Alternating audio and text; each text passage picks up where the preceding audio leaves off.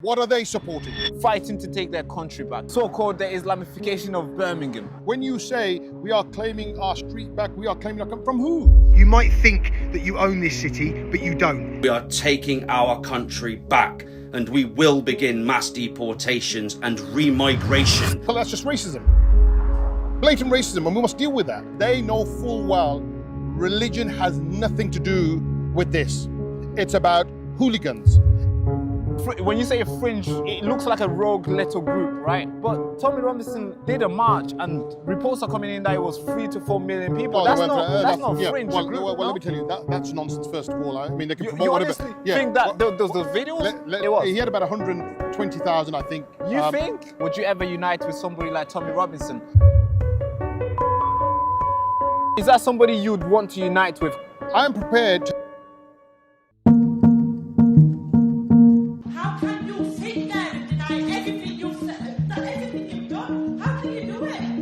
You can't even look me in the face. And yet, look at all the hate you've done to yourselves. All the hate. Just because you've got something down with our families. You've done nothing to support us, nothing to support. I had to go to my own, and that was last week. I had to live with this for 12 bloody years. And what have you done? You've still got your job. You should stand down. Stand down. Please, I don't think you're going to get any further responses from the...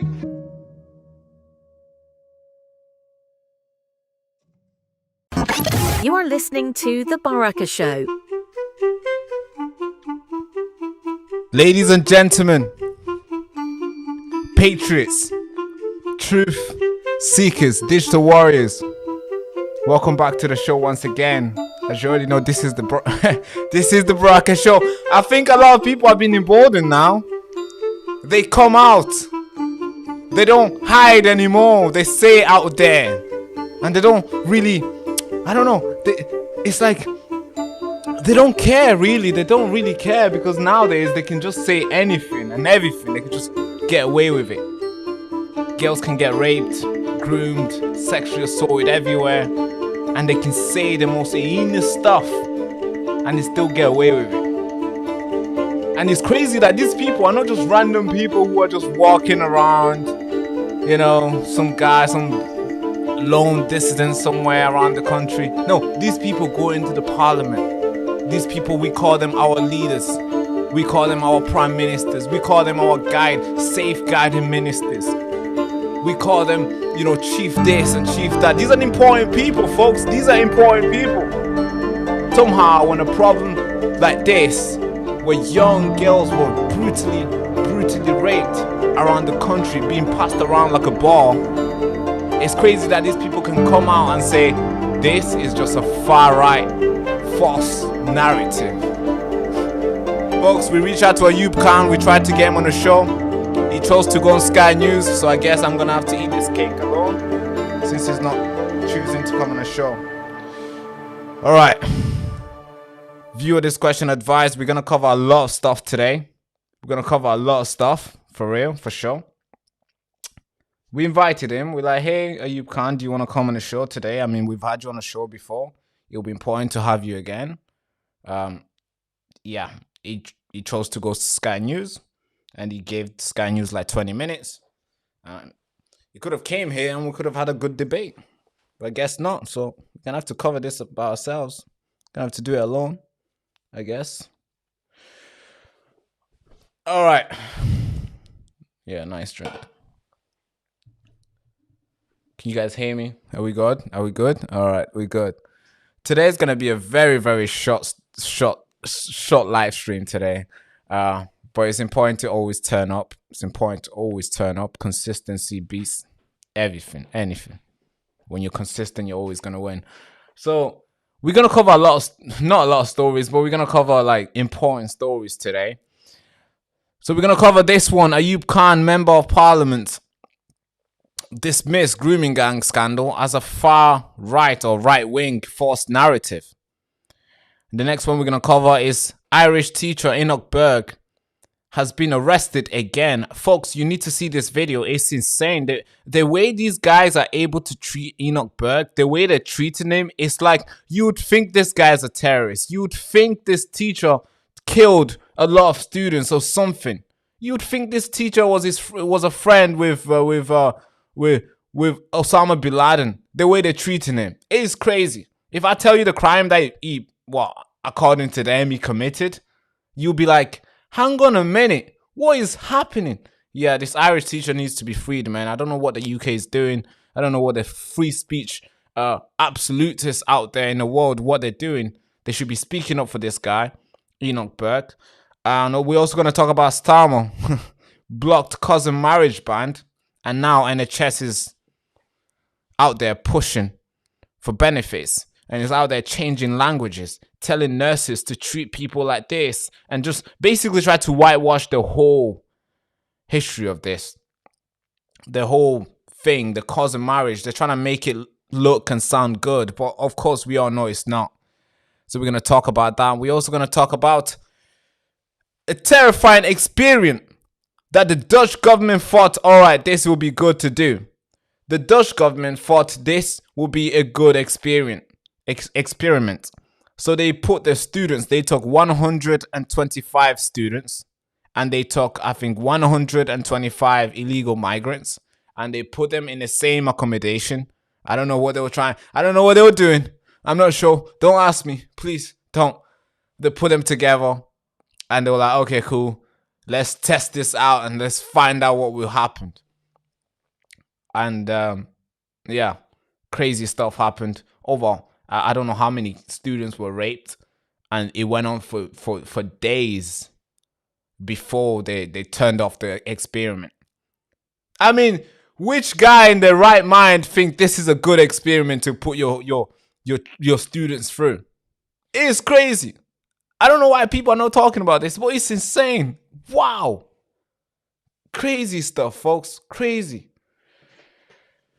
Oh, man. So we're going to talk about that, where terrified Dutch youngsters were subjected to years of sex, assault, and violence. I don't know why this is not mainstream news, but yeah, I guess the UK government is probably doing a little bit of an experiment too.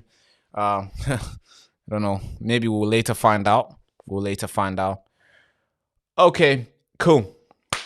Let's get straight into the big story. Ayub Khan dismissed grooming gang and says, "Oh, this is it's a far right wing narrative."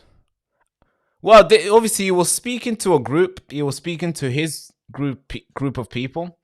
He was in Birmingham speaking to this I think it's like a little group that they got going on, where most independent MPs go and speak now. They got multiple independent MP. They got the guy in Blackburn. They got Ayub Khan, and they also got Ifan Ali. They got that other guy too. The guy who campaigned for keeping the cousin marriages on. Well, defended the cousin marriage. So these guys are coming together. Now they got like 3-4 people, right? Maybe possibly more now. So they got their group going on. They also have another group in Scotland. So he was speaking to this group, and he was telling them to ignore these false right-wing narrative when he was talking about the grooming gang. He was like, I'm not gonna try to talk over it. I'm just gonna play it and you can hear it. This was not reported everywhere because, of course, he didn't say it to the mainstream media. He didn't say it to everybody else. He didn't say it to a lot of people. He just said it among his people, among the Pakistani group. And they didn't have a British flag in there. They only had I think maybe if they did, but it's not on the scene right now. They had a Kashmiri flag, and he was speaking to all these guys, and in the topic of grooming gang, here's what he said. It would be cool to have, to bring him on so he can explain to us what he meant by this, but here's what he said. So when the right-wing media and those that seek to undermine, they are using a false narrative. And there's nothing new in that. because we know what they have ran in the past, whether it's in relation to the people that stand up for human rights, for Palestine in Kashmir, whether it's to do with grooming gangs. It's a narrative that is done in order to sow division. And we must prevent that from happening. And one of the ways that we achieve that is to make sure that the moment a false narrative is arisen, that we address it immediately. And we fail to do that as parliamentarians. And I spoke to Tyra Ali, Member of Parliament, and I said to him that one of the things that we must make sure is that that false narrative doesn't catch air. Because when that catches air, it runs around all communities and it causes division. Yeah, apparently, I mean, I hope you heard what he said. I'm not going to try and translate it. It's English. Yeah, so apparently, when somebody start talking about grooming gang, it's obviously it's a false narrative. It's been sold to, you know, bring division. It's been created to bring division among the community. And the moment you see it, the moment you hear it, you should always put your guard up and go defend it and go fight. So maybe this whole reaction that we've had, you and I have, you know, been going through the whole grooming gang. Maybe it's a false narrative for him. Well, maybe for him. Maybe he's looking at it as like, oh, what are people talking? What do you mean national inquiry? Move on. This is a division to, you know, this is a false narrative. That's what we meant to believe.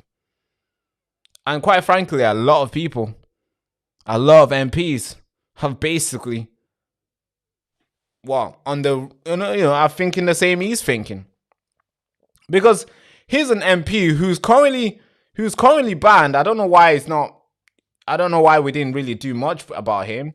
But this MP is he's gonna get away with it. He's literally gonna get away with it. He's literally going to get away with what he said.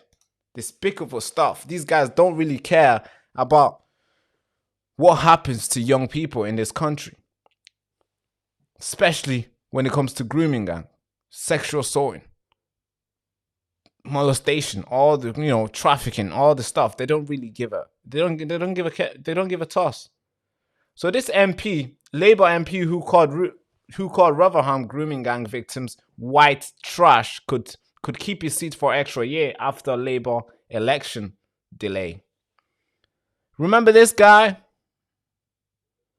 Remember this guy, folks? He goes by the name of let's catch his name. Denise Jones. Yeah, a former Labour council leader who called Rotherham grooming gang victims poor white trash. Yeah, he called the young girls who were sexually abused, molested, groomed for years, been turned to sex slaves. Those girls, he called them white trash.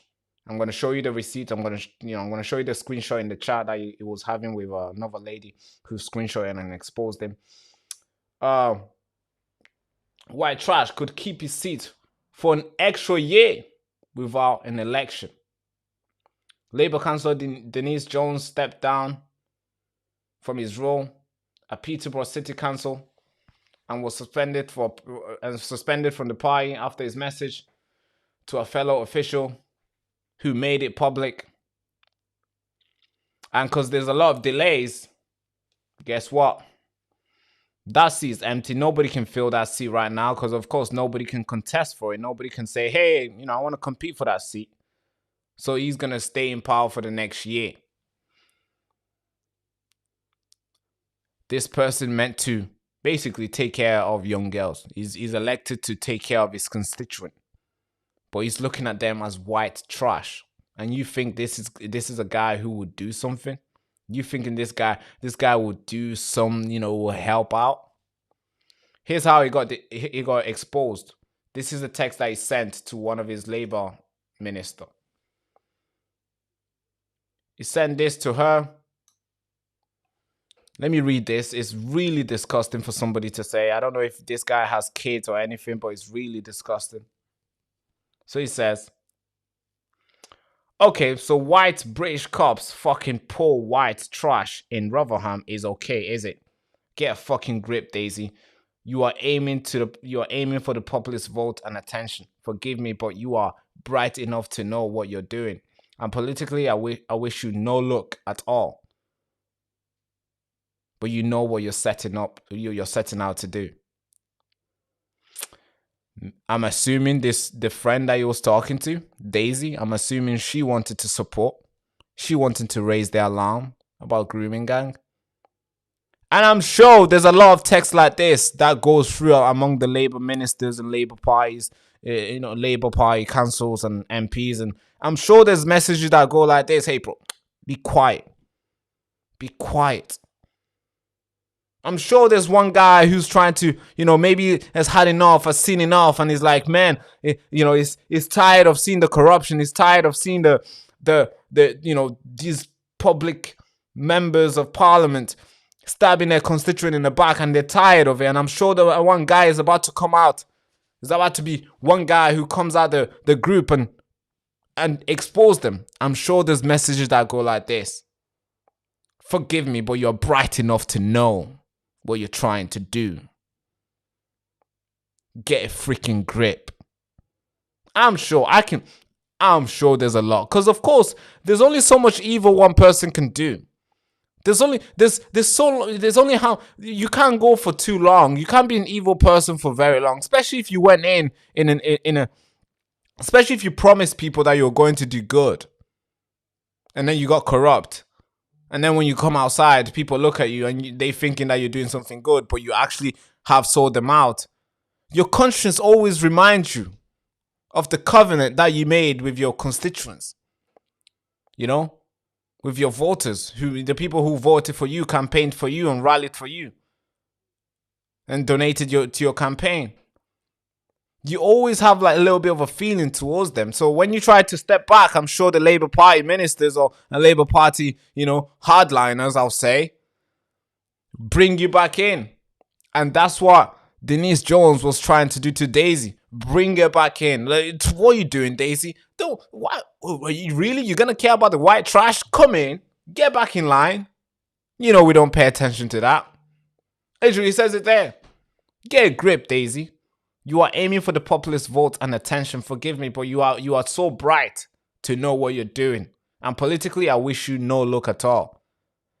For somebody who's just trying to keep their seat, let's say Daisy, they're going to feel intimidated. They're going to feel like, okay, no, they're going to feel like, oh, the Labour Party won't support me. Oh, they're going to cast me out to the dogs. Oh, man, I don't know out there. I don't know. I've seen all the goods here. Yeah, perceived goods that they, the support. Now they're going to attack me. I'm going to lose my seat, blah, blah, blah. And guess what? A normal Daisy will be like, oh, yeah, you're right.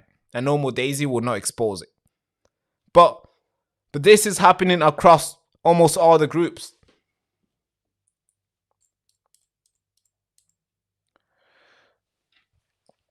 Across all the groups, this is happening. And now we see all these MPs who are getting airtime on BBC, Sky News, and all these things, like Ayub Khan, telling his constituent, telling his Pakistani, friends, that grooming gang is a far right narrative, false narrative. So maybe for him it didn't happen. Now, when you look at the numbers, right? Because it can't be a narrative unless these guys are trying to run another narrative, and they're trying to destroy, maybe run some propaganda around it, so then the information can be watered, and so individuals that like you and I won't be able to see the real truth. Get some articles out there. AI, right? AI. If you have more information pumped into AI, you change the actual truth. If you tell AI that, that this thing is white, you tell AI multiple times that this is white, AI is going to soon tell people that, hey, the speaker that Baraka was holding in the live stream on Monday, it was white. Because somebody fed more information, article was made. The sources that AI took from said that this thing was white. So AI was like, yeah, this is white. And this is what these guys are doing. This is what they're trying to do. You know, they wanna just pump a lot of information in it, say it's a lie, get all the influences, which I'm gonna show you right now. I'm gonna expose all these influences. They get all these influences to say this is a false narrative, to say this and this, to say this is bad, to say this is far right, to say this is just to sow the division, to say all these things. So then when confused, normal, curious people who are just trying to learn, it's going to be difficult for them to actually find the right article that tells the truth. This is how it goes. It's called information war. It's right there. This is the front line of information war. And I'm trying to tell you right now, before maybe the next 10 years from now, and you know, nobody's talking about grooming gang, nobody writes about it, nobody trying to do anything about it. And then when somebody's trying to research, they won't get to know what the truth really is and what it was. So this is what they're doing. Now, these are the influencers that they've got lined up. These are huge influencers. These guys have multiple millions of views, millions of subscribers, a lot of money on them, you know, supporting them. This is a guy who has been doing this for quite a while as well. He goes by the name of Owen Jones. Have you heard of him before? Owen Jones, have you heard of him? Owen Jones? Yep, there he is. Let's see what Owen Jones has to say about this. All right, take it away, Owen. What do you think about vulnerable white girls being targeted by British Pakistani grooming gangs? Now, that is the sort of thing you would have expected to read in BNP leaflets, and which not that long ago would actually have been condemned by Tory and Labour politicians alike. But we are in 2023 in the worst possible timeline. It's not true. It's really important to make this very, very clear. It isn't true. There you go. There you go. It's not true. That's literally what this guy said. It's not true.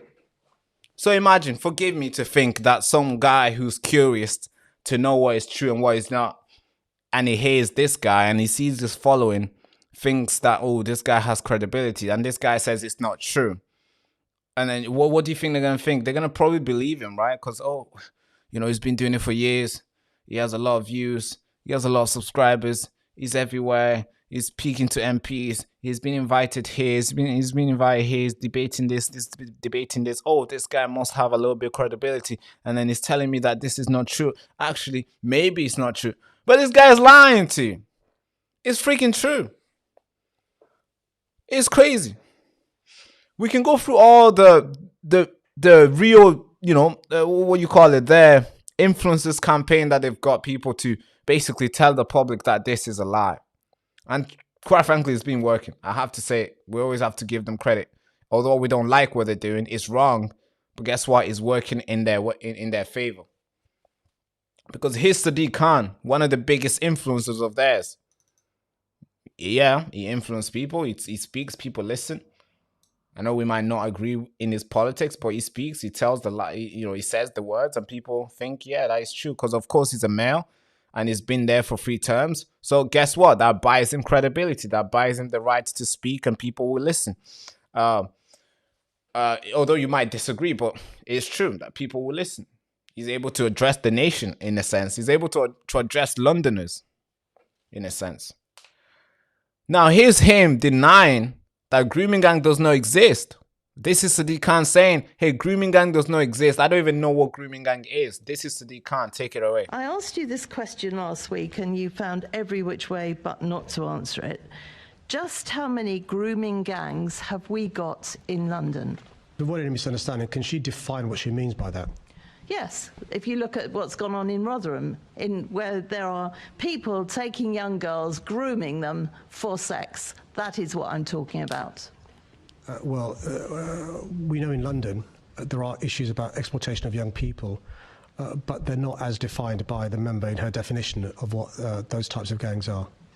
So are you saying we haven't got the same sort of gangs that are in Rotherham, Bradford and lots of other places in the country? Just for you misunderstanding, what does she mean by that? You know full well what I mean by that. It's all over the television. You know exactly what I mean by that. These gangs of people that are grooming young girls for sex. Do we actually have those in London?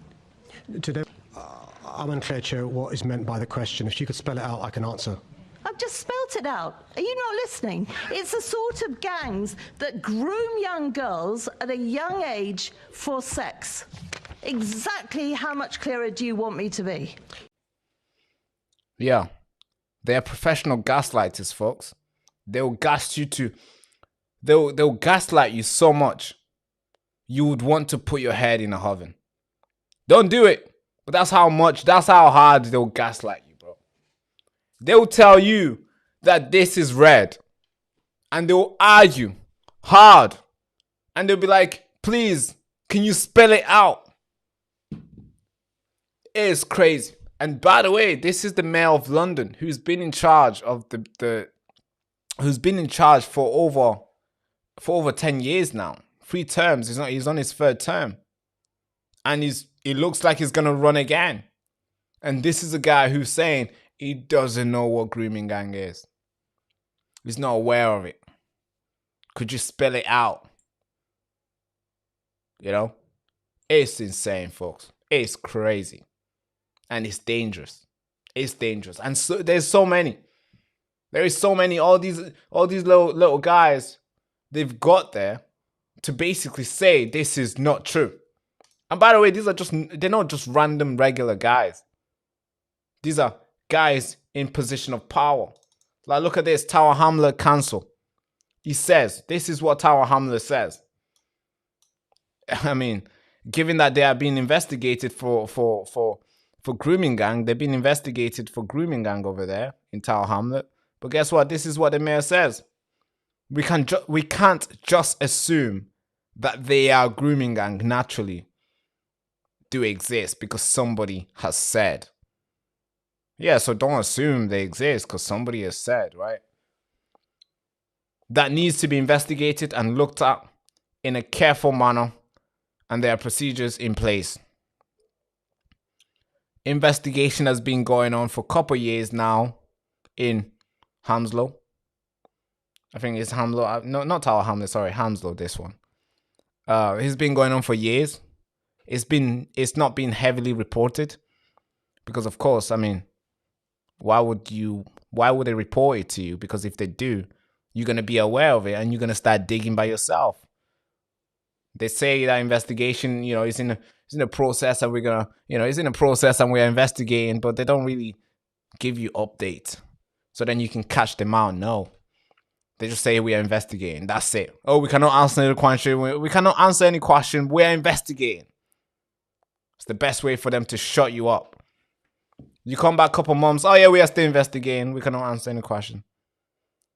Oh, investigation is closed. Go on this website. You'll find what we've reported that we found, and then you see what they found. Apparently, it doesn't exist. Doesn't exist, doesn't it? It's crazy, folks. And I can bring receipts after receipt after receipt of these guys in position of power, always saying the thing that we can see and feel that does not exist. Grooming gang, you see young girls in tears, young girl confronting them. Hundreds, thousands of victims coming forward. Somehow there's MPs who out there will sit there and look straight in your eye and say it doesn't exist. It's a false narrative. It's a lie. Oh, it doesn't exist. I don't even know what it is. Crazy. Crazy. The fact that we're still electing these type of people, maybe we ought to look at ourselves in the mirror and say, hey, we are the stupid ones, right? Because we're the one putting them in there, in charge. And if we're not putting them in charge, then, and we don't like them, then the system must be flawed, right? Because if they're winning and we're not happy with them, but they keep winning, meaning that we vote for them, that we voted for them, and somehow we are sad about their policies and what they're doing, something needs to be done, folks. Something needs to be done urgently, or history is going to be changed. I mean, we've seen how fast they're changing stuff. Here's another Labour MP, Labour councillor. I invited this guy on a show multiple times. My team is in his email. We're blasting his email to come on the show. I'm in his DM. Come on the show. He's respond to me sometimes when he can, but he's not coming on the show because he knows we're going to confront him on this. But this is what Muffin Ali from Airhill in Leeds. This is a council, by the way. He says, for those at the back of the room, I'm assuming he's addressing you guys, all right? You guys at the back of the room. There's no links between grooming gang, any particular race, religion, or culture. To pretend that being called out for echoing reform, reform is somehow being attacked is a very shallow way of trying to avoid scrutiny. And of course, Grok, of course, community note. Various reviews include most recent Casey report review have confirmed that Pakistani heritage men are vastly overrepresented in the rape gang cases. Of course, obviously, they want to change the thing, right? As I told you, I'm sure there's a word for this. I'm sure there's a way to describe this, where if you just overwhelm the online, if you just overwhelm AI with so much information, you can somehow change the truth. And that's what they're doing. And they are just working hard. Because nobody's talking about... Have you noticed that not many people are talking about the grooming gang apart from the people on the left? And they are denying the whole thing. And if they acknowledge it, they're saying this and this and this is not a part of that. Meaning Pakistanis, Muslim gang, they're not a part of that. It was just one guy. Maybe it was a white guy, black guy, Asian guy. I'm not saying black guys don't do it. They do it. I'm not saying white people don't do it. They do it. But when we're referring to the grooming gang, specifically group of men working together in luring girls in to sexually please themselves and to brutally treat them. I mean, recent case is the grooming gang, is the Pakistani grooming gang. And that's what they want to change. They want to change that. And actually, it's actually working for them. It's working very well for them, folks. Yeah. This is the information war. There's more. There is more. And by the way, other people I've listed here are in position of power. Not ex-councillors, not ex-MPs. No, they are in power right now as we speak. And these are just something that you can literally do a little research and pick it up quickly. Oh God, it just gets worse and worse and worse and worse. But we can play a lot of stuff today. We can go on through a lot. But here's a victim. I don't like referring them to as victim because they have a name. I think it's important we talk to them as, as individuals, not just victims. But here's a lady who confronts the Labour Party that tried to hide away. They tried to shut her down and she didn't want to deal with it. She stood up and she confronted them. She shouted at them, rightfully so. It was needed because all they were doing they was wasting time. They were talking about something that doesn't matter, trying to deflect away from the situation. And this is how it went down. Kudos to her. It takes bravery for her to do that. And guess what? They told her she cannot talk anymore. Wow. So when victims come out to talk, of course they're going to share how they feel. Meaning they're going to shout. Because there's nobody that they've ever... Who would you say they've shouted at to release the rage? To show how angry they are to the system. Who they haven't had that opportunity yet. It's not like the system has understood their pain and did something about it.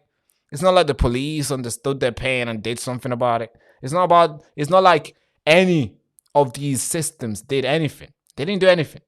So this is the only chance they have to basically clap down on the system to show how angry they are. Of course they're going to shout. There's a lot of emotion. Their life were ruined There's a scar that can never be taken away. But when they do shout and tell how they feel, the Labour MPs or the Labour councillors tell them they can't talk anymore.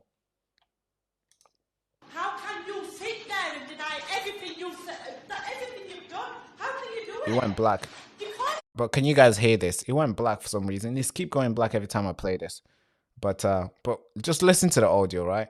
Actually, I think it's important you see the video itself. So, oh God. Okay. Let's see. Yeah, I think it's important that you see the video, not just the sound. So let me launch this. Let me get this. Oh God. 2 seconds, folks. I think it's important you see her shouting. It's better that way. I don't know why this video is not playing when I say play.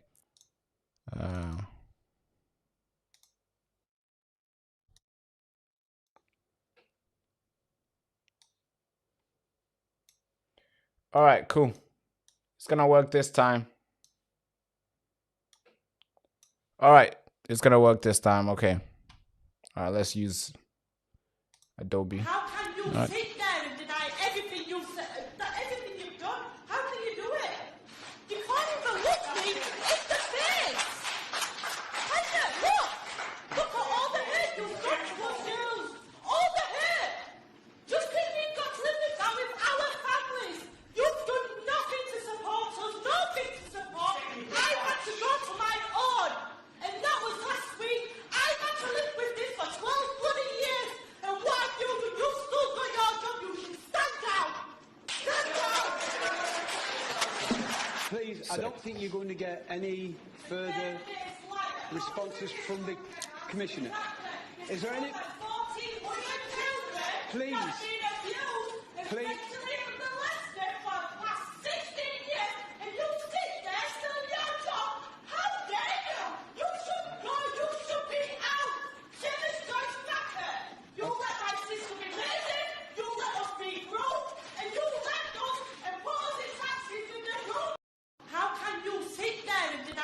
Yeah.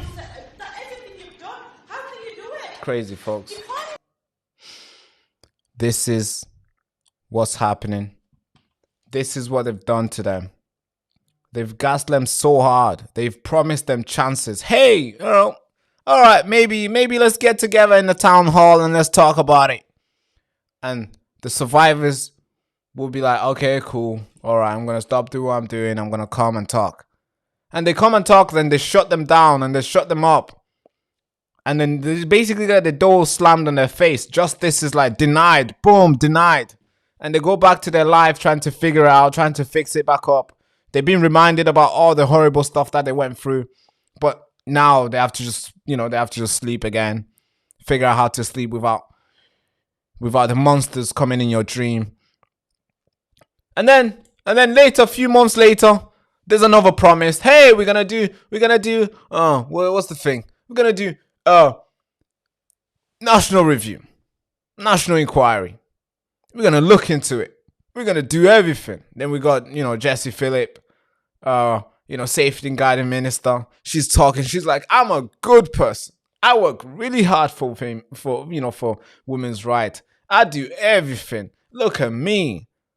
I'm the best one for this job. Don't question my intuition. Don't question my agenda. I'm going to put you guys first. And the girls are like, okay, cool. Let's do it. Then they stop what they're doing. They get back in. They start thinking. They start trying to, remember what they went through. All the evil ordeal that they had to go through. All that. So they can just get the door slammed in their face. Saying, we're not going to look into that. We're only going to look into this group. And we're not going to have these people looking at it. We're going to have these people doing it. And who are them? They're people who basically are on the fence thinking it's all a hoax. The people who say it's a false narrative are the ones who will run it. And the victims can't say this much. Can't say this much. Oh, can't do this. What do you mean? What do you mean you're looking to give them, you want to restore order and you want to bring justice for them. And they can't talk properly. They can't shout at you. They should be able to go mad for what you guys have done to them. for what you guys have let the monsters in the country to do to them. It's important that I play that clip. I wanted you guys to see how angry the survivors are. This is somebody's life that was ruined, destroyed, and all we do is we just throw it away. We're like, oh yeah, it's okay. She'll figure it out. Yeah, she's an adult now. She'll figure it out. But we were there. We were meant to be there for them before this whole thing that they went through. But we failed. Now that we have another chance, I wouldn't say second chance. I would say 50th chance to try again. And we still look at them as like, you know, white trash, according to Denise Jones. White trash, we look at them. Now, look at this. So for those people who are denying this, for those people who are telling us, hey, this story has nothing to do with race, has nothing to do with ethnicity, has nothing to do with Pakistan, has nothing to do with Islam or anything. All right. Okay. So I got, you know, after all doing all the research, we read a lot of papers, and we got hold of this graph. And this graph tells a good story, folks. You just have to look at it once and you'll see your answer. So the question is, what was the ethnic background of Britain's gang rapists? And this is the data. Data is collected from all these individuals. The data is from the Wheats, Central, Receivers, Catholic, Calic, Engage, and Span operations. So multiple people this data was collected by multiple people. Okay, and the report says 80%. I mean, just in case you're colorblind, not that it's a huge problem, but just in case you're colorblind, the thing that says 80 is in the yellow. And at the very bottom, it says Pakistan is yellow. 80% of those men, or the perpetrators, the assailants, 80% of them were Pakistani. 80%, that's what it says. Just in case you're seeing blue on it. No, it's yellow. It's 80%. All right? It's not blue, it's not a white British. Because I know a lot of MPs, a lot of councillors, they have issues in seeing numbers and seeing the colors. So they see this and they're like, no, it's not Pakistani, 3%. Pakistani, it's 3.6. No, it's 80%. It's the biggest one. And then you got the small little ones like over Asia. It's I think that's orange. That's 12.7%. Bangladesh, that is 3.6%. White British is 3.6%. And this is the figure. This is the numbers. This is the truth. But nobody wants to admit. And if you somehow say this is what it is, you somehow get called racist, Islamophobe, xenophobia, and all these words that they want to throw at you. It's dangerous. It is dangerous, and we have to say how it is. This is dangerous. You can't try to manipulate and distort reality, because this is what happened. And you can't tell us to look at it and get a different outcome out of it. It's yellow, it's not blue. It's not orange, it's yellow, and the yellow is Pakistan. 80%. And don't try to tell me otherwise. All right? It's important that we always try to remind you guys that we are in a huge battle. We are fighting. We are in the war. We are facing this endless circle of manipulating the information war, they call it now. Endless. It's just like a circle. Everybody's printing stuff. Everybody's telling you this. Everybody's doing this. There's not like it's like you're thinking, hey, there must be one truth, right? And somebody else is like, oh, no, there's there's multiple truth to this one answer. And somebody's like, hey, no, Pakistanis were involved. And actually, they were pretending. Actually, they weren't the one doing it. They were bringing the girls in, but the people inside were, were white. Oh, no, it's actually not. No, Pakistanis and Indians look the same. So, it must be all Indians. Oh, no, it was Bangladeshis, actually. Oh, no, actually, have you seen this? They look... Filipinos, yeah, it's Filipino. That's the war we're in now. And it's important that we always try to remind ourselves, this is this and this is that. And so nobody else can come in and say, oh, yeah, it's actually otherwise. No, it's not. Okay, cool. Let's move into to another story, because this story can take up like we can do this the whole day. We can do this the whole day. I got so many clips I've not played to you. We got Hedi Hassan, we got Mehdi Hassan, we got another clip from Mark Rowley. We got all these things that we can read to you. Article. There's so many things that we can go through. This will take so long. We're gonna go back to this again. Gonna go back to this again for tomorrow's live show. We're gonna touch on it again, but let's move into the next story, folks. Insane, crazy, folks. All right, let's move in. What else should we do next? So we've done number 1, ministers dismissing. So MPs are dismissing grooming gang as a right wing false narrative. All right, let's move into the next story. I think let's talk about Enoch Burke. What's happening to Enoch Burke is scary. It's dangerous. And I think it's important that every single person in the world should talk about this, because what they're doing to this guy is dangerous. It's not fair. The amount of money this guy has lost, the amount of time he has spent in a jail cell, the amount of headache, I'm sure, the amount of, I don't know. I think they've taken his freedom. You can't say normal stuff. They've taken our way. They've taken his job. They've taken everything. What else is there to do? What else for them? What else can they take from him now? What else is there left? Well, he's still breathing. That's the only thing that he has. They've taken everything. This is dangerous. It's a video of what these guys did to him. They arrested him again. And the way they did it, they treated him like an animal. You would think this guy's a thug. But no, he's just a regular teacher. A regular teacher who just wanted to teach real, facts. Who just wanted to teach real biology. And somehow he has lost everything. His job, his house, his banking. Basically, I don't think he owns anything. I don't think he has things on his name. They tried to do that to me as well. They tried to do that to me. I didn't have anything the last 3 months. They tried to do it to me. I won.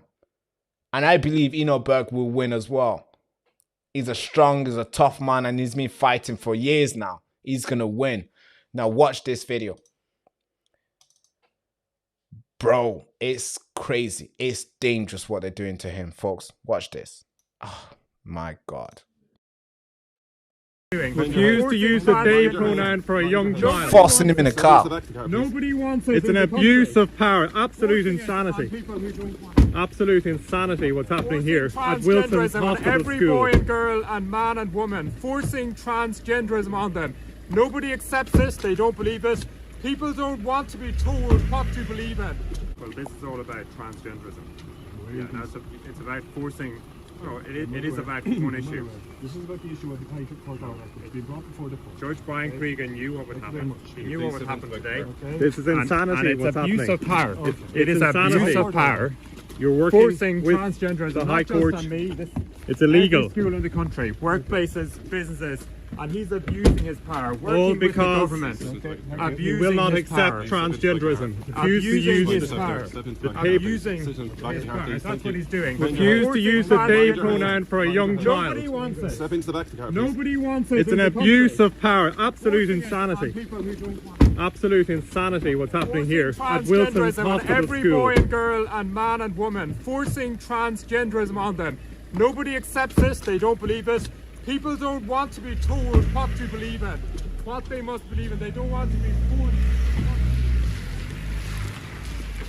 forced. This is my place of work, and I have a right to be here. I have a right to be here at my place of work. And you should not be obstructing me from entering my place of work. I'm here again now at my place of work, being obstructed, of course, from entering. Disgraceful this morning. And we know, of course, an order out now from the High Court again, terribly stating that I should be arrested and brought to the High Court. This is more of the same. 550 days in prison, over 75,000 euro after tax of my own salary taken from me, and now this again this morning. And I want to be very clear. People should know that from beginning to end, this is all about transgender ideology, forcing it upon every school in the country, not just this school, every school in the country and the public at large, saying you will accept this. That's what all this is about. The guards, the courts, the orders, throwing me into prison, take me out again. It all goes back to this one thing. Every boy and girl, man and woman in the country told you must bow to this and accept it. Transgenderism, that a boy can become a girl. People don't believe this. It's ludicrous. And as we know, of course, most of all, it's anti-Christian. Right. It is an anti-Christian ideology. You're being told you can't have your religious belief. You can't have your Christian convictions. You must bow to this. You must accept it. Everybody silenced into submission. That's what this is about this morning. From beginning to end, about one issue: transgender ideology. And it's disgraceful. I would say, crime stalking our land, the streets not safe, wave of crime, but the guards' business now this morning to come and arrest me from here. And you can throw me in a prison cell, you can silence me, but my conscience will bring me back to this gate, because I have a right to be here. I have a right to teach German here in this school. I did my job well. Every parent, I'd say, would say that this morning who had a child in my class. I did my job well. I was a good teacher. I am a good teacher. I am a good teacher. And when I was hired here, my contract didn't say that I had to call a boy they. It didn't say that I had to renounce my Christian belief. And we saw the DAP, the Disciplinary Appeals Panel. That's the body that was supposed to investigate what happened here. Was it right that I was suspended for this issue? And we saw a month ago now what happened. No cross-examination. The hearing aborted, cut short at the end. And Principal Niamh McShane and the chairperson, John Rogers, being protected. No questions allowed. No questions allowed. No evidence, the evidence allowed to be brought forth. And I say that all just goes back to one thing. Simply shows and proves I have not committed any gross misconduct. I have not committed any gross misconduct. Why the cover-up? Why the no questions? Why the no cross-examination? It really all goes back to the same thing. Asking a question at a staff meeting and asking a question in a chapel service, a Christian meeting where Christianity and Christian belief and Christian doctrine was being cast into the gutter, that is not gross misconduct. The Bishop Ferrin Glenfield, the Reverend Ferrin Glenfield, the Bishop of Kilmore, coming up to me and whispering to me that, commending me. He agreed with me. Maybe he didn't have the courage to do it himself. I know he's the one who's supposed to know, isn't he, what Christian doctrine, what the ethos is of this school. So that's the case today. Sadly, of course, the court's not doing what they should do, upholding constitutional rights. But every citizen in this country has that right. It's inalienable. You do not have to bow to transgender ideology. You cannot be forced to accept it. We have our constitutional rights in this country. Yeah, sadly, that's been taken away now. Enoch. The constitutional right has been taken away. Look at what your government have done. They're silenced. Where's the judges? Why are they not talking? Where is the free speech judges? They're silenced. They're watching. They want you to be discarded and throw away to the pigs. They don't want you around. They don't want you trying to influence people. They don't want you preaching the gospel. They don't want you living they don't want you following Christ. They don't want you doing that. So they'll do every single thing possible to make sure they make it so hard for you to exist. So hard, so difficult for you to praise Christ and embrace his existence and embrace his coming and embrace his love towards us and his clear stance on male and female. They don't want you doing that, because the moment you do it, you become a big threat to this new agenda of theirs, to this new way of living, new way of, I would say, new ideology. Here's Sky News. They cover this. Sky News says Enoch Berg has been in. So, okay, where should we start this? Sky News. Enoch Berg has been engaged in a long-run legal battle with Wilson Hospital School in County Westmeath, Ireland, after refusing to address the pupil by their new pronouns. By the pupil by. So, how old are these kids? Because they're obviously in high school. Okay. So 13, 14, 15. What do you mean they got new pronouns? Who's teaching them this? Well, it's definitely not Enoch Berg. Enoch Berg was dismissed in 2023, claims that he is being denied his religious rights. Yeah, rightly so, he's being denied that. The school maintains... Sorry, let me read. The school maintains that he's been repeatedly jailed for flouting court orders and continued to trespass the private properties. So Enoch Berg went to the school because, of course, they dismissed him for no good reason. They dismissed him because he said, "I'm sorry, kid. I'm not going to address you on your new pronouns. I'm not going to do that." That's what Enoch Berg did. And the school dismissed him for that. His bank had been, his bank was closed. He spent so much money. He was in jail for 500 days. 500 days, folks. He was jailed for that long. Back and forth, back and forth. Money paid here, money going here, money his here. His money being taken away from him. His bank being closed. And his job gone. Why? Because because all he did was saying, "Hey, I'm not gonna agree to this." It's like somebody trying to put a new word in your mouth and you don't want to learn it, you don't want to use it, and somehow you say, "No, sorry, that's not a word I want to use today," and then boom, you lose your work, you lose everything, you lose your livelihood. That's where we are today, and the fact that the Irish government has done nothing, the fact that the Irish judges and the fact that the Irish church members. The church people have done nothing to help this guy. It's quite strange.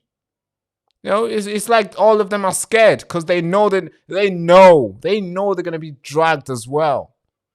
So of course they are cowering away. They are keeping the jobs. They are keeping the money. They don't want to spend. They don't want to be jailed. They want to be cowards. They will just sit there and watch. And in the next 20 years it will be too late. If that courage sparks in you, it will be too late. Because now, in Ireland, they are changing the constitution. They're trying to remove man and God from their constitution. What do you mean you're trying to remove God from your constitution? Because they know if they remove God from the constitution, then they can play God. They can bring in new stuff. They can create new things and act like God. That's why they want to remove God and man from the constitution. This is a story that we reported to you last year, I think this was early 2025 or 2024, where that's what they're trying to do. So then there'll be nobody. If something like this, let's say another new Enoch Berg arise, it'll be easy to put him away because there'll be no God in the constitution. There'll be no man in the constitution. They want to remove that, take it away, throw it somewhere. And it's crazy. When you look at the Irish history, it's mostly religious thing, religious battle. It's mostly religious, powerful men ruling over with religious belief, with Christianity. That's the whole thing. But now they want to say no, it's okay. Forget what forefather did. Forget what they believe. Forget all the forget all the important days in our calendar. We don't want God. And anybody who's trying to bring it back to the school, we're going to treat them like Enoch Burke. And today, that's the example now. This is what they're doing. It's crazy. It's dangerous. And we need to start talking more about it. Because think of how many Enoch Burke out there in the world. Think of how many. Some stories like this don't go viral. I'm glad that his story was gone viral. Now we use this as an example of how evil this new ideology really is. There's hundreds of people who are being fired basically for the same thing. But we don't hear those stories. But this is a prime example for us to show you guys, hey, it's getting worse out there. Folks, hold on.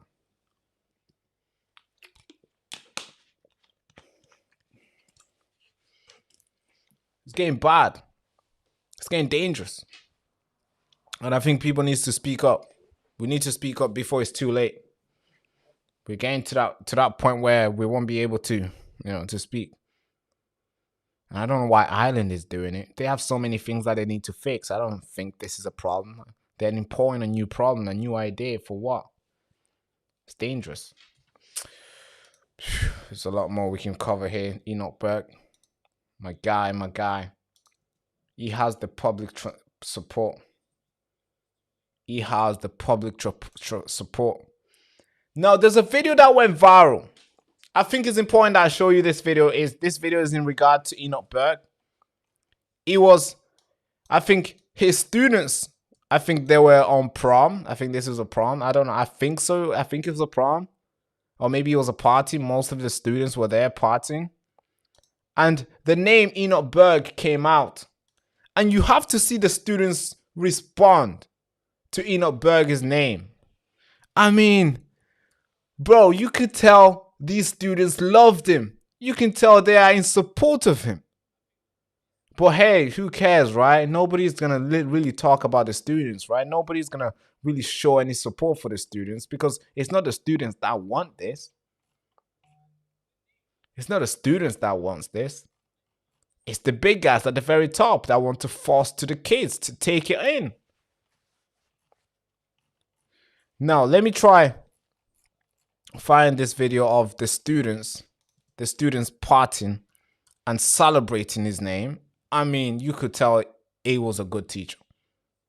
So let me quickly find it here, if we can. Oh, maybe it's been taken down. Yeah. Wow. Can we get this? Sorry, folks. The videos are always 2 seconds. Let me look for this. And you have to see how they treat him. They hold him. Man, this is sad, bro. This is sad, bro. Look how they put him in the chains, bro. Ah, this is sad. I mean, what the heck? You would think this guy did something really, really horrible, but he did nothing wrong.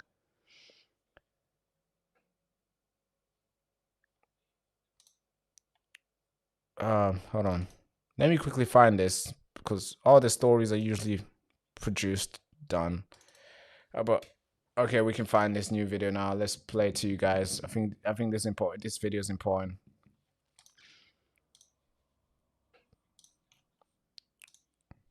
Okay. Oh, there it is. This is a video of kids partying. Yeah, kids, students are partying.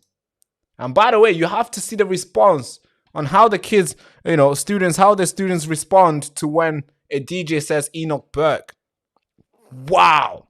Wow. The support that he has among the students is like, how can you fire this guy? We need more teachers like this. Most students hate their teachers. But these students are partying to his name. That's how good of a student or good of a teacher he was to them. Watch this. This is important. We need to show this everywhere. I think the world needs to see this. Because the world, the world is the one telling us that we should hate. We should look him like, we should see Enoch Burke as like a guy who tried to force his Christian belief on kids. But no, you have to see how the kids actually feel about him. This is it. No, listen, I don't know who the fuck Enoch is. No, come here, who's Enoch? Enoch Burke!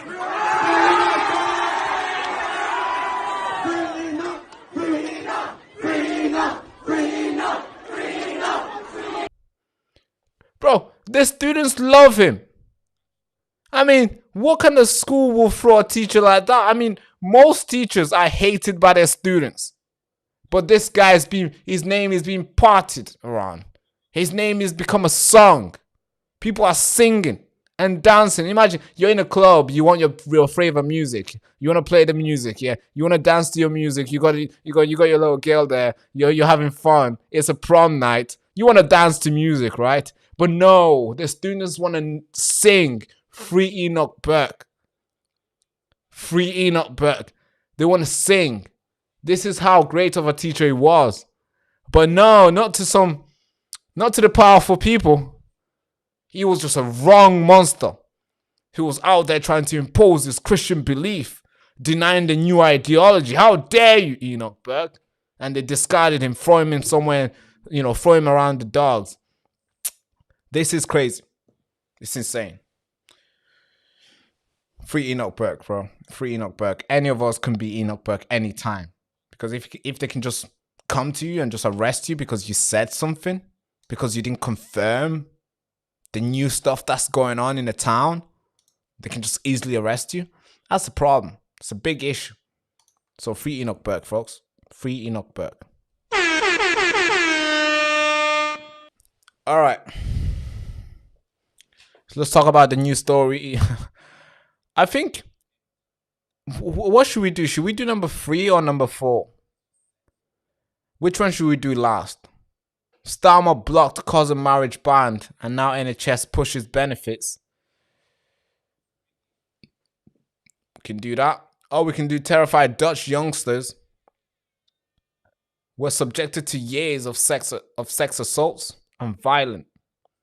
Why? Because the Dutch government wanted to try something. They wanted they wanted to do some sort of experiment, putting hundreds of students and hundreds of illegal migrants together and seeing what will happen. It's crazy.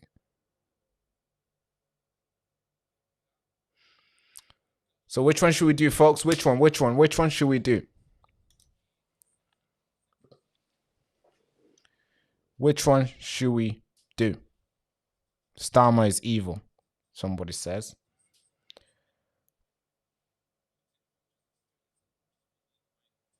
I feel sick when I hear Starmer's voice, somebody says. Hello, Rosie. How you doing? Hey, Barack. I have a Dutch roots as well. Crazy place. Yeah, crazy place indeed. Crazy place. How you doing, sir? You all right? Oh. Okay, so number 3 it is. Somebody says, let's do number 3 first.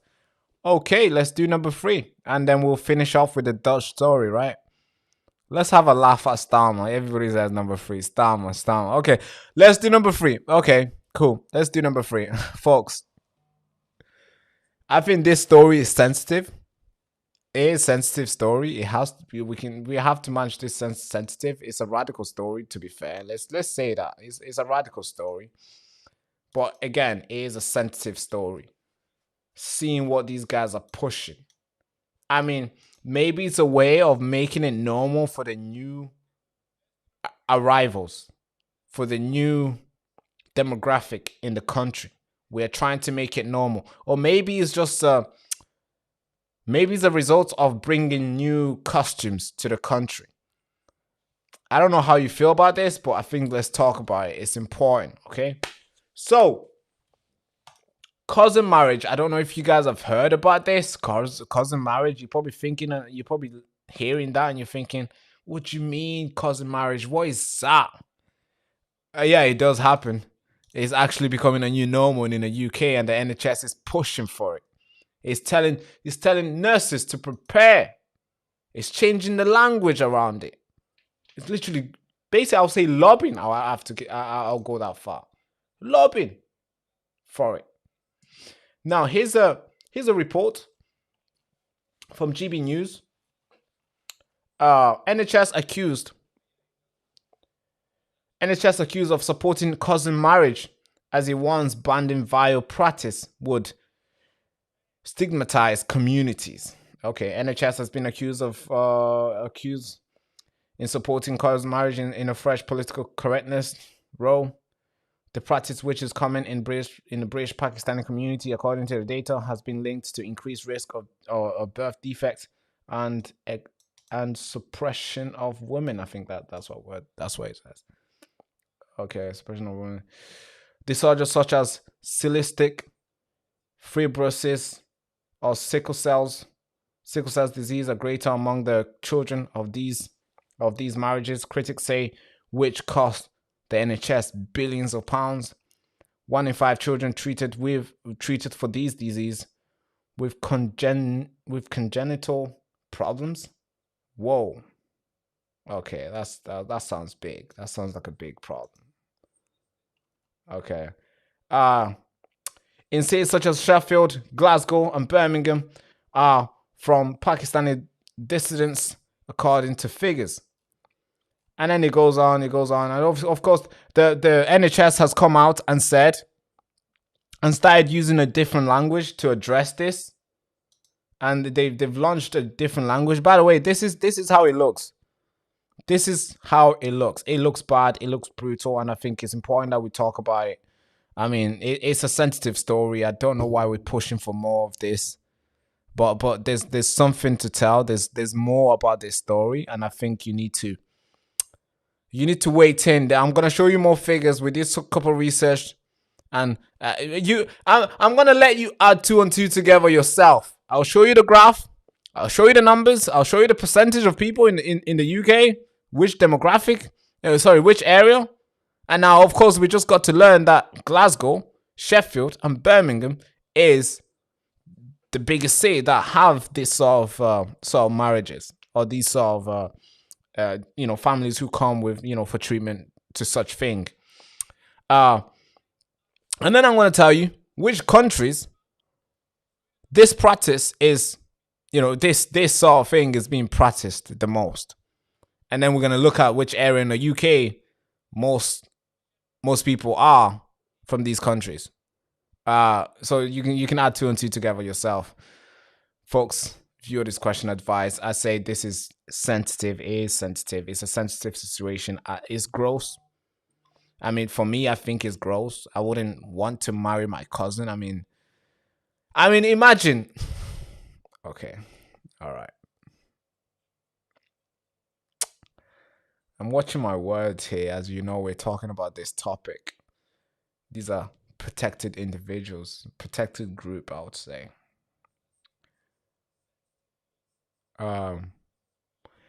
Imagine you waking up, you're 26 years old.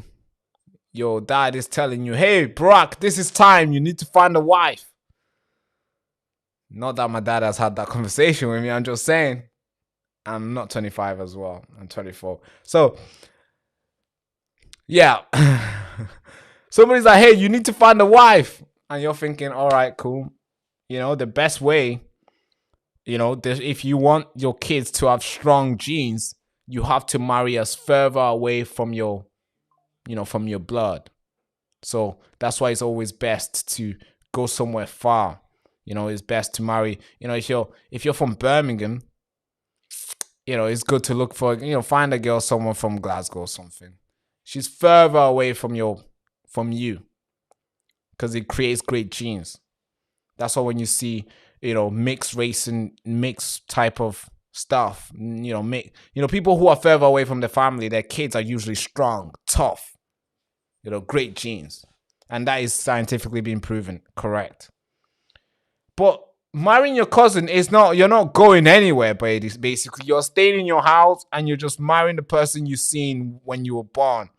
Meaning your cousins, you played with them. You did hide and seek with them. You basically did everything with them.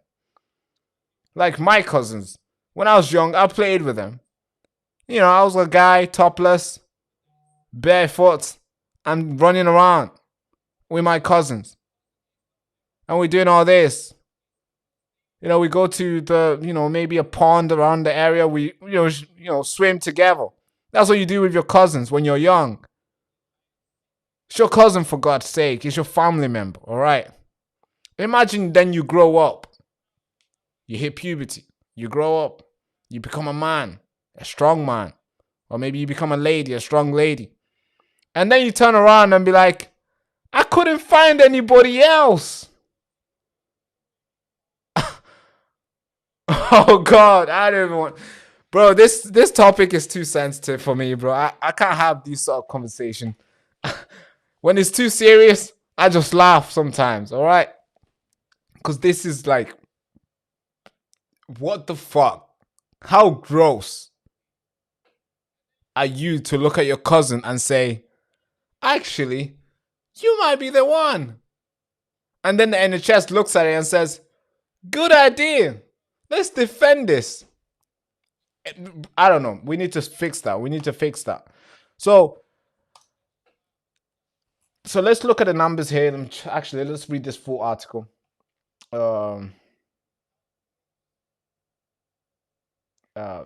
Which article it is. Sorry, give me a second. Let me find the full article. There's multiple articles here. I need to find the real one. The NHS one. I think that was...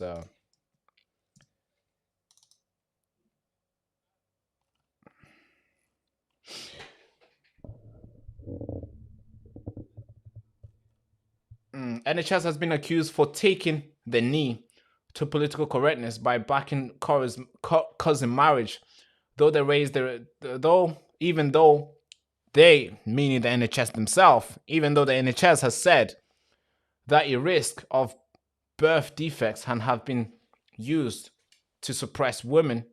This is from the Daily Mail. The new guideline, which incredibly points out that has been allowed in Britain since Henry III passed a new law enabling him to marry. I know, I'm sure you guys know this. Says that the cousin marriage offers benefits such as strong extension family support system. This is, by the way, this is the NHS. They're trying to reason it with it now. They're trying to make it make sense. All right.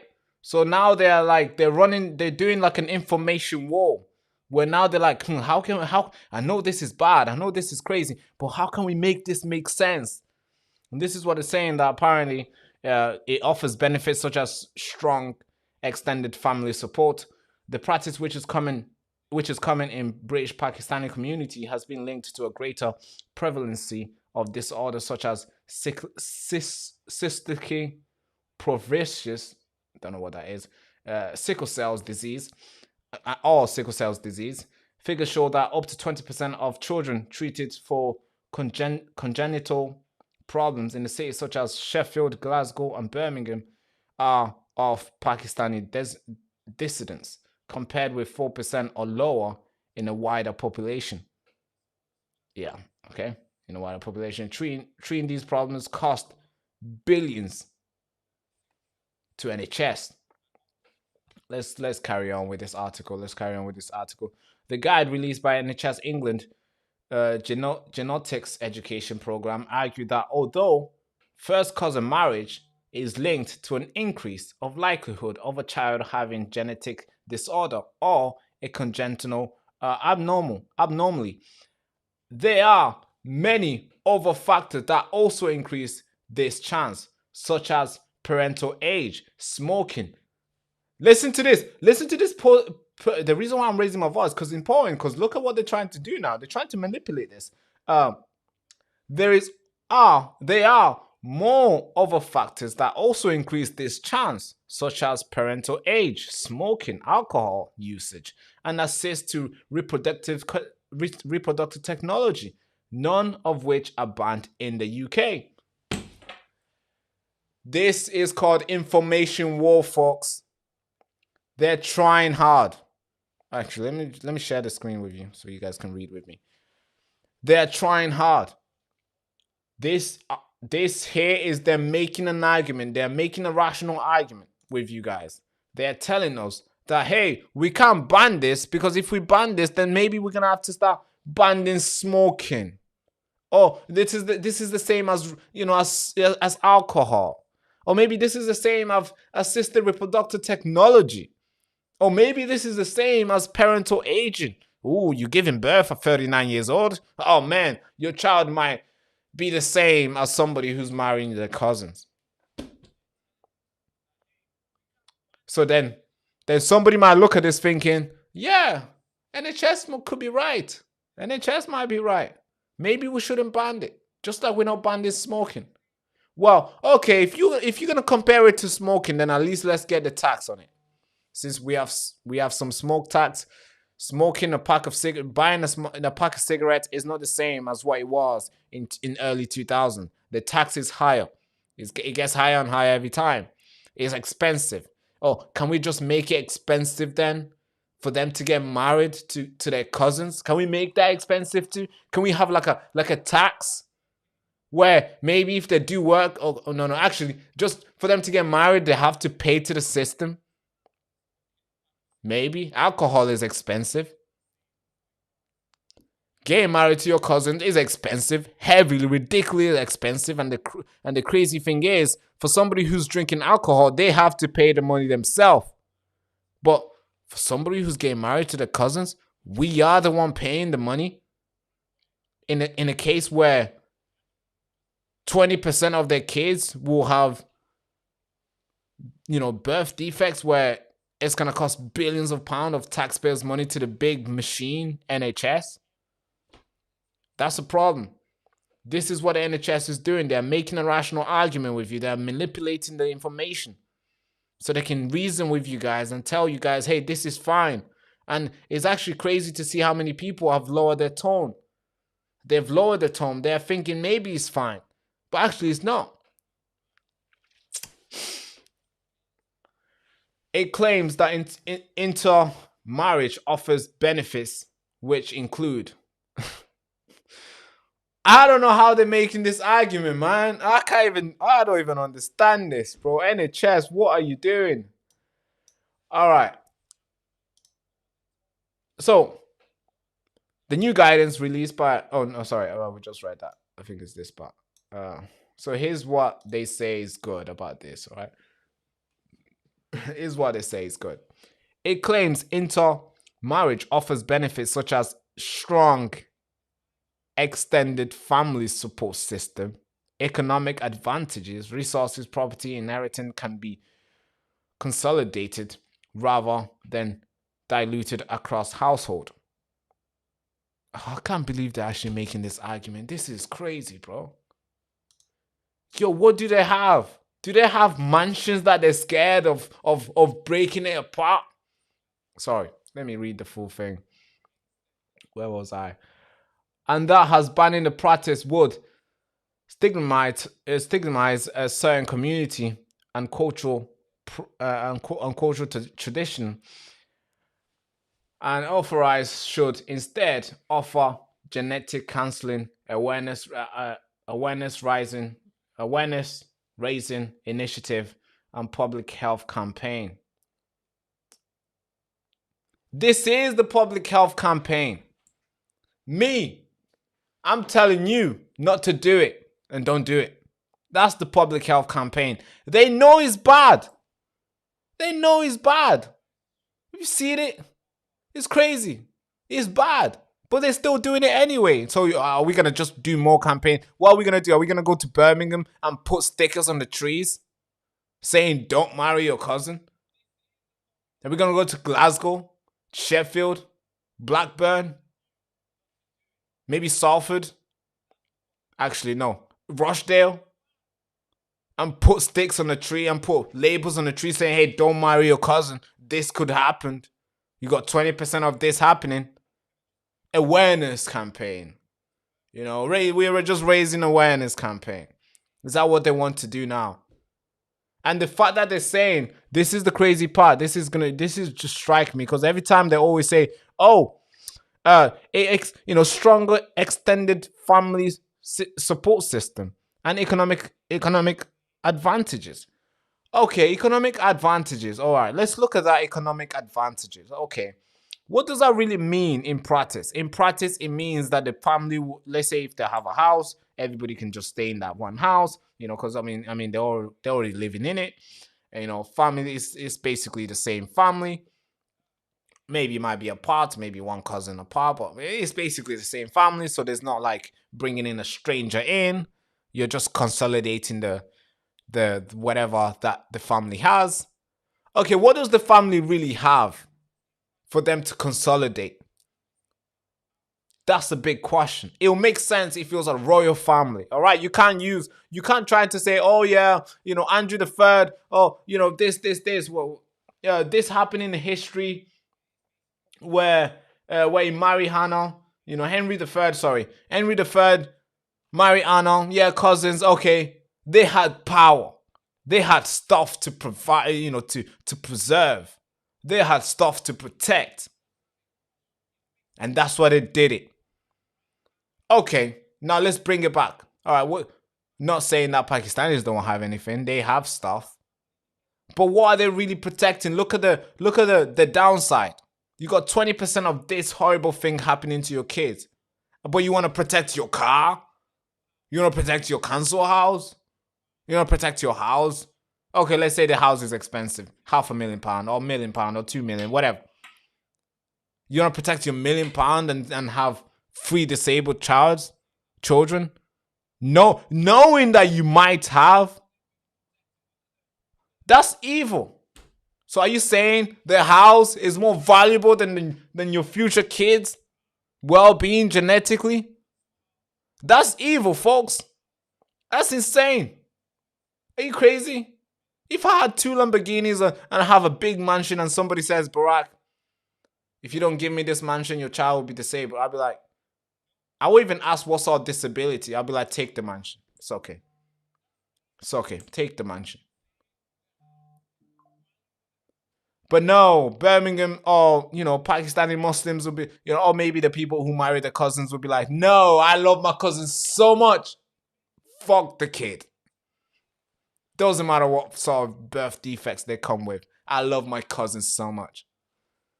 That is dangerous. That is selfish. And we need to call it how it is. So let's carry on with the article. After it says, although children of first cousins have an increased chance of being born with a genetic disorder, that increase is a small one. In a general population, a child's chance to being born with genetic condition is 2 to 3% in a general population. That has increased to 4 to 6% in children with first cousins. Hence, most children of first cousin marriage are healthy? Is that what? Wait, what is saying? I didn't understand this. Are you trying to say it's healthy? That's a high chance. I mean, we wanted to have 0 chance.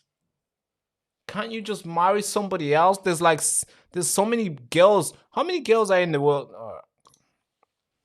How many women in the world? There is 4.9 billion women in the world. There's billions of girls in the world, and you're telling me your cousin is the only one that you can see? That's a problem. Yeah, we need to talk about this. That's crazy, folks. That's crazy.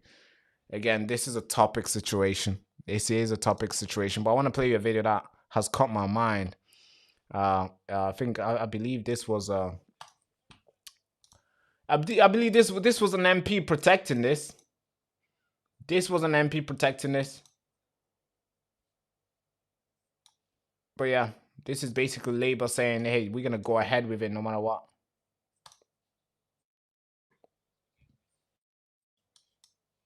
And marriage between first cousins carries significant health issues, many of which aren't even knowable until post-birth. When practiced generation after generation, there is a significant multiplier effect. In addition, the real impacts for the openness of our society and women's rights in our country are also significant. After all, there are significant dynamics in sharing a same set of grandparents. On Friday, this government has a choice to let my bill go through to ban first cousin marriage to committee stage. Will the Prime Minister think again before instructing his whips to block this legislation? Prime Minister. Mr. Speaker, we've taken our position on that bill. Thank you. That completes Prime Minister's questions. Wow. Wow. So it's going ahead. It's gone ahead. West Treaty from the Labour Party has consolidated power and has said, obviously, they have consolidated power, but meaning they have made a decision to defend this. So guess what? It's going ahead no matter what. It's going ahead no matter what. And now the NHS is making these campaign, this PR campaign where they're trying to protect it. They're trying to make it look good now. They're telling you that it's better because it consolidates power within family. It's better because it gives more stronger support to extended family. Which means extended family. How extended family, bro? The dad and the other person's dad, they know each other. What do you mean extended family? They could be. They could be brothers. Oh shit. They could be brothers. Or maybe they could be just uncle's brothers. Oh shit, this is deep, folks. This is crazy. Wow, what's the other next argument? That you can marry your sister? Bro, there's like 4 billion people, 4 billion women in the world. Pretty girls. You can go to Brazil. You got the Brazilian butts. You can go over there. You can go to Turkey. You can find your beautiful girl with the nice teeth. You can go to America. You find them on OnlyFans, whatever. You can find all the crazy stuff that you want. All right, not to say that American girls are crazy, but hey, they come with some things that I don't like. You can go to Britain. You got nice, good, beautiful girl. They'll make you tea. They'll take care of you. You can go to India. They'll wash your feet. They'll take care of you nice. They're very traditional. They'll stay at home and do the things that you want them to do. Whatever you want them to do. Maybe they'll go and do the work. They're monsters. They're going to do everything. Strong women. Maybe you can go to Africa. Yeah, very modest. You can find them, around the world. Where else do you want to go? You want to go to China? Yes. There's women there. They're looking for husbands. You can go to China and do stuff. Find a woman. Where can you go? You can go to Kabul in Afghanistan. You can find a woman. You go everywhere. There's billions of them. But no. You want to talk to your dad so your dad can talk to his brother so you can marry your cousin. It's like, how does that make any fucking sense? All right, folks, we're going to have to move on. We're going to have to move on.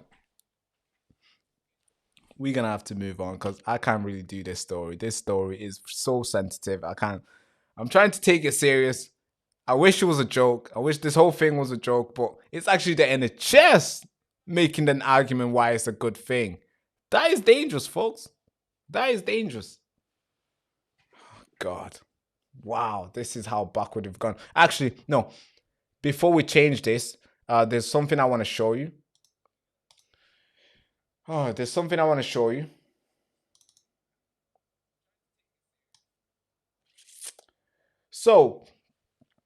So look at this. For those people who say cousin marriage, it's only the people here in the UK who come and practice this. But look at this.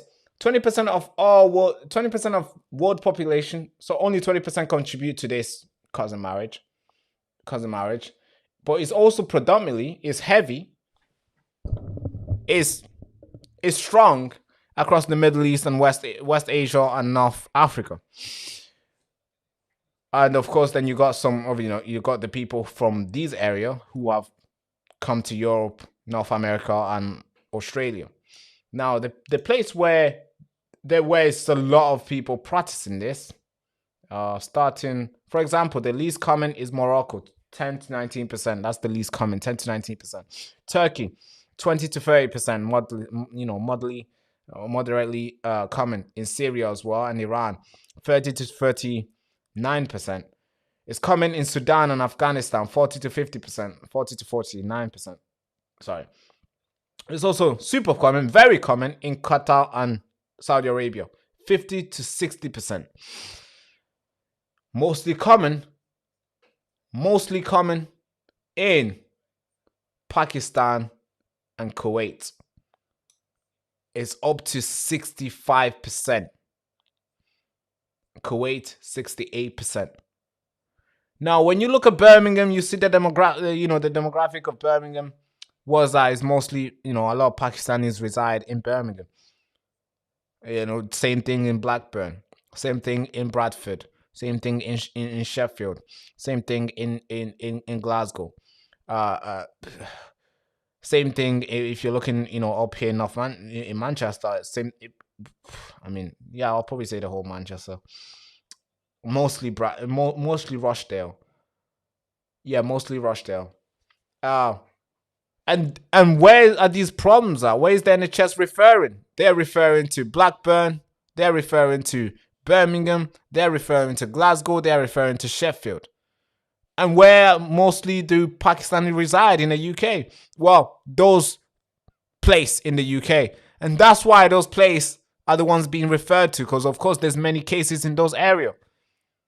So for somebody who's trying to make an argument saying, no, it's no. It's a thing that we imported here. It's a cultural thing that we imported here, all right? It happens in Sudan, so when you have a lot of Sudanese in the area, they're going to be doing that because that's what they do back home. It happens the most in Pakistan, so if you have more Pakistanis in Birmingham, it's going to be an issue in that area because that culture has been imported here. This is what it is. And then they try and make an argument saying, oh yeah, the king, King Henry III, oh, he did this. Yeah, he married his cousin to keep the power. What power do these people have? What power are you trying to keep? What sort of power are you trying to consolidate within the family? Nothing. Okay, maybe a house, all right? How big is this house? How expensive is it? Are you telling me you can't marry somebody else and still be able to afford bigger than this? No, you can't, really? So I think NHS is making a bogus argument. They're trying to, I don't know, West Treaty has been psyoped. And now he's trying to psyop the public as well into thinking this is something that we are out to confront to and say, yes, good idea. No, I say this is a bad idea, folks. It's a bad idea. All right, we're going to move on. Okay, we're going to do last story here. We're meant to be live till 6 o'clock. We've been going for oh, God. I mean, to be fair, we started the live stream very late today. We started the live stream at 4:36 today. So, of course, we're going to go till 6:36 as well, 2 hours. Going to do a good 2-hour live stream. So let's carry on. Let's do the last story. Let's see how quick I can do this story. But this story deserves a lot of attention. So let's see. This story is about the students. The Dutch government wanted to run an experiment. They took hundreds of students and they took hundreds of illegal migrants and they put them together in one accommodation for years to see what will happen. And folks, this is what happened. This is exactly what happened. This is dangerous, folks.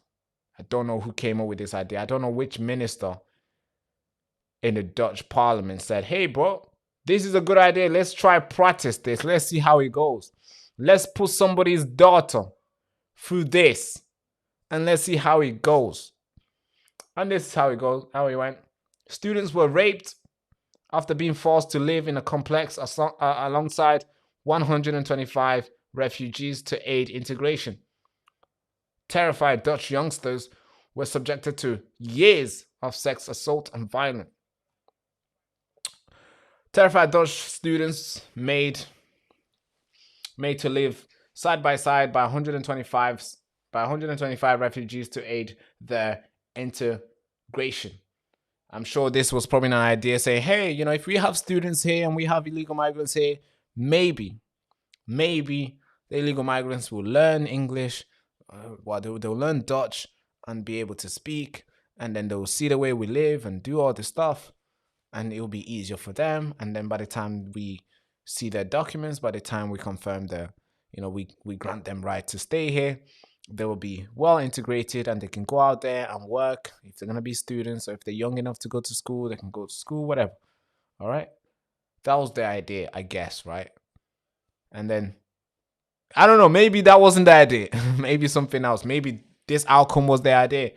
But we're subjected to years of sexual assault and violence, and an investigation has reported. Stek Oost, located at Watergraafsmeer district in Amsterdam, was sold to Netherlands as the dream solution to the housing and refugee crisis. A total of 125 students and a total of 100. So they match, one for each. God, this is evil. So a total of 125 students and a total of 125 refugees would live alongside each other and were encouraged to buddy up with each other. Buddy. Hug him for a bit. Hug him. He's sad. Buddy up. Play hide and seek with each other. Hide. He's seeking for you. He's looking. He's going to catch you. Buddy. Oh, man. I want to know who the fuck came up with this idea. This is brutal.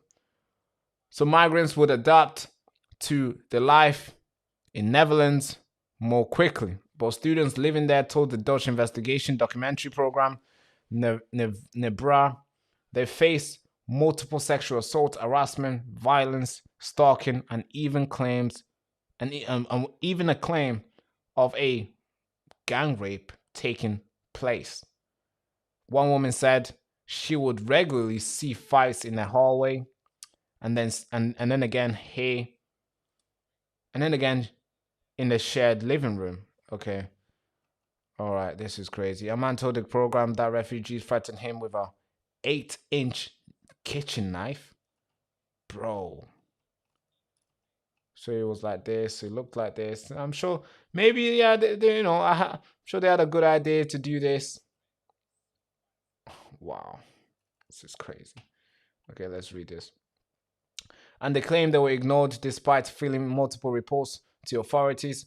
One shocking case, a former resident said that a Syrian raped her after inviting her to his room to watch a film, then refusing to let her leave the room. The woman, identified only as Amanda, said, I quote, she said this: he wanted to learn Dutch, to get education. I wanted to help him. Wow. I got this video, by the way, so we're gonna play this video. Let's play this video. Wow, this is crazy. So this is what happened to her. And I think it's important that we show everybody what took place here in the Netherlands. Okay, this is the video. Let me play you the full video. It's not English. You got subtitles so we can read it together. So let's play this. Let's play this. It was presented as the dream solution. I think this is it. Oh God, this is dangerous. That is scary. I feel really bad for what they did to these students. Man, students were raped and after being forced to live in a complex alongside. Oh, sorry. Let's hear. Amanda described how he asked her several times to come to his room. She eventually relented and agreed to watch a film with him. However, can you guys see this? Is it too small? It's too small for me, so I'm assuming it's probably too small for you guys too. Don't have my reading glasses. I broke them. I actually broke my reading glasses. It's crazy, you know? Like this one eye can't see. Gotta go get it. Get another one. The fact that it's not even actually mine, I broke it. Dangerous. Shouldn't give me your stuff, I'll break it. Anyways, so where was I? However, E soon made her uncomfortable and she asked to leave, only for him to trap her in his room and sexually abuse her. Despite her filing a police report following the incidents in 2019, police dropped the case due to lack of evidence. But just 6 months later, another woman living in Austria raised their alarm over the Assyrians telling the housing association that she runs. The complex, that she was concerned for the safety of herself and other women living there. But the authority, again, I'm assuming they probably ignored it. But the authority which had set up their arrangement claimed it was impossible for the man to be evicted. Whoa, it was impossible. What? To kick them out or to stop anything from happening? The Zimbabwe documentary claims it's only when he was formally arrested in March 2022 that he left the school. What? So he had to be arrested for something else. Oh no, let's actually find out why he was arrested. He left the students/refugee complex. I'm assuming this meant to be just a school accommodation, but they made it into refugee students complex. It was later convicted of rape. Oh, okay, so he was actually convicted of the thing. It was later convicted of raping Amanda and wait, so there was another one. And another resident, and was sentenced to 3 years. Wait, he was so he raped 2 people 2 different times, and he was sentenced to wait. Is this 33 or just 3 years? 3 years. All right, 3 years. Yo, that is crazy. Yo, which judge is this, bro? What the yeah. So I'm assuming the authority of the East District of Amsterdam, where Usk is located, claim it was legally difficult to remove people from these blocks. She said, I quote, "You see unacceptable behavior and people get scared, but legally that's often not enough to remove someone from their home or impose mandatory care. You keep running into the same obstacles." Wait, they're refugees, bro. You can just remove. What do you mean? It's not their home. No, you are giving them a place to stay, so you can remove them anytime.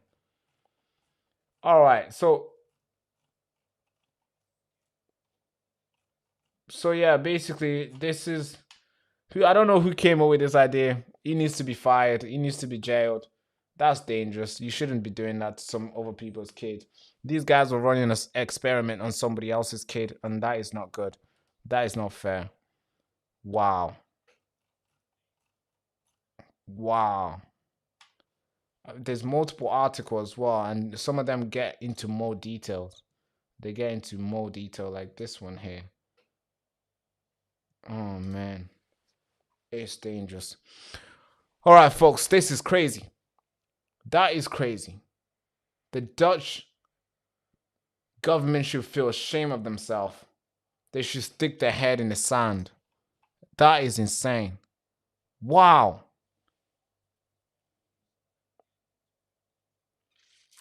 Yeah, that is strange. I didn't think something. I didn't think a government can be somebody can pitch this idea to a government and the government will be like, yeah, good idea, let's do it.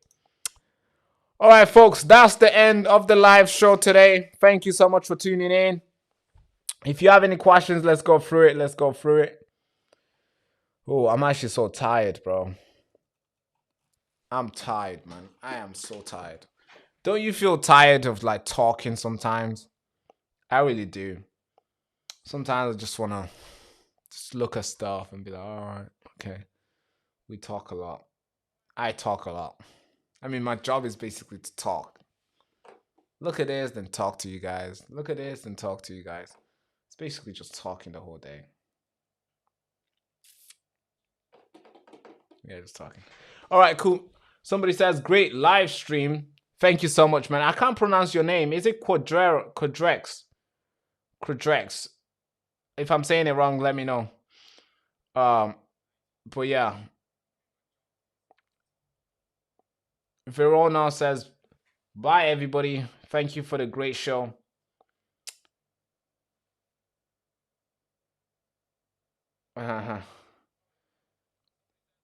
Someone says, Barack, happy face, smiley face. Be true X, smiley face. You got a good follow. Thank you so much. Thank you so much for following the show. I appreciate you so much. Just Janice says, I've had to eat some chocolate while listening. Lol. Exactly. You know, you guys are eating. You guys are having fun. Eating and watching. And I'm just talking. My emotions is pouring down. I'm talking. Passionate. Then I get in trouble and you go, nah, I'm playing. Nah, but to be fair, this job is becoming, I see people getting arrested for literally doing what I do. And I'm thinking, man, they could literally bust my door anytime. Because nowadays you can't really describe, especially the cousin marriage situation. That's a very delicate situation where anyone can look at it and be like, I'm offended, go arrest him. And somehow you can get arrested for it. So that's dangerous. Somebody says energy level. Yeah, energy level is really high. Maybe we should just, you know, should we do like an easy broadcast one day and just talk slow? No energy, just moves. I think I'll probably fall asleep. We need energy. We'll have a pint of Guinness sometime, Barack. Yeah, we'll have a pint of Guinness for sure, bro. I don't know. Maybe you're from Ireland, isn't it? Let me know where you're from. Let me know what part of Ireland you are. I'll make a journey over there. Let's say something is going on there. Let's say something is happening, or maybe there's a big demonstration taking place. And then I get to know about it beforehand. Then I'll come to Ireland, and then I'll shake your hand, bro. You are a big supporter of the show. Quadrex. I think Quadrex, that's how you spell your name. That's how you pronounce your name, right? Let me know. If I'm saying it wrong, send me a voicemail, all right? Send me an audio, okay? You got my contact numbers. You got my contact. You know, we're able to talk. So send me an audio how to say your name. Because I hate pronouncing people's name wrong. Because I don't like it when somebody says my name wrong as well. Justin Janice says, got to have a laugh sometimes. Yeah, you gotta enjoy yourself. I'd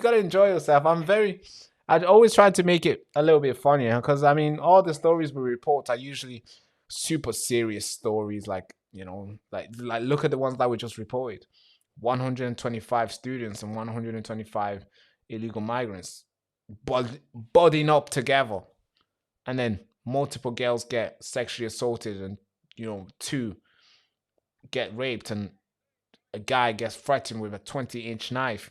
That is dangerous. That is a serious story. But you can't, we can't keep having serious conversation all the time. And it's good to have serious conversation all the time.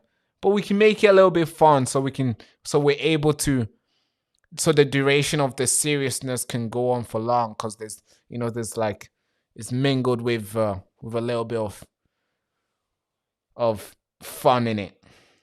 And I like that. Okay, Quadrex says that I've pronounced his name right. Okay, that's good. I'm not guilty. All right.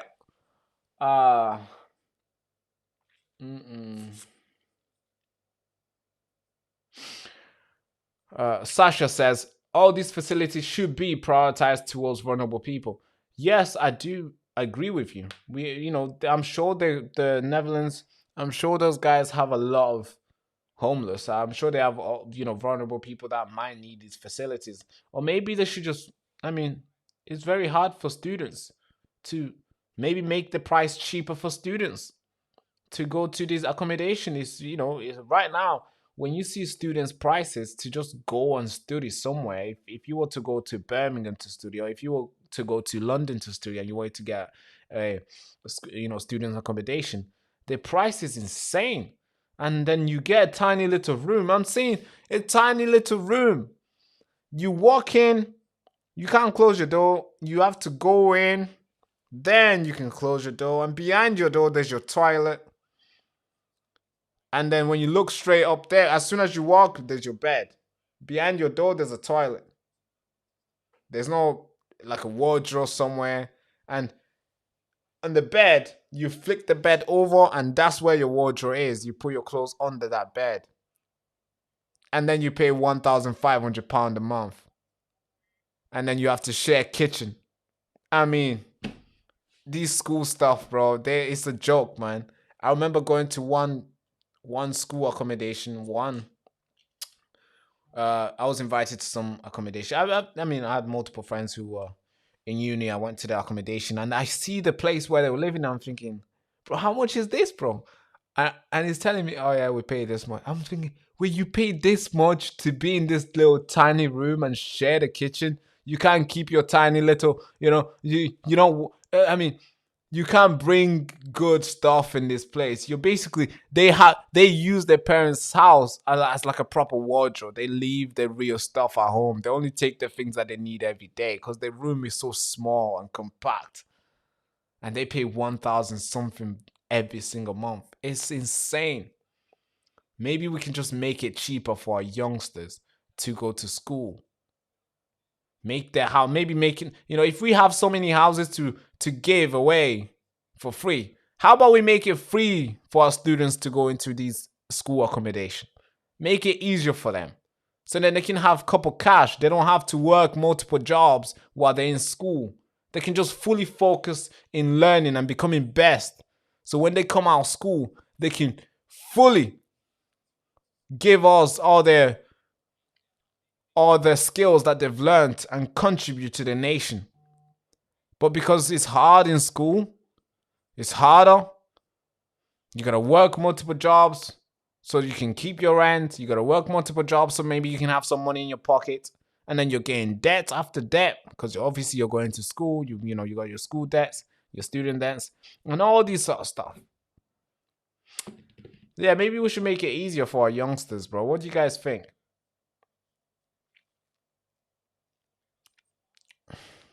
Sasha says you've got a good soul. Thank you so much for seeing my soul and judging it. That is good. I appreciate you. Yeah, thank you.